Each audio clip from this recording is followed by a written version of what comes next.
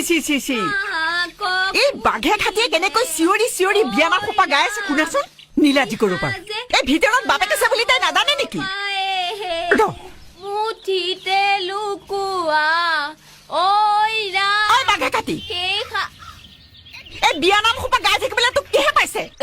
কি হ'বনো ইমান ধুনীয়া বিয়ানাম পখিলি জেঠাই শিকাই দিছে আকৌ ঘৰত বাপেৰ আছে দেখা নাই আছে নেকি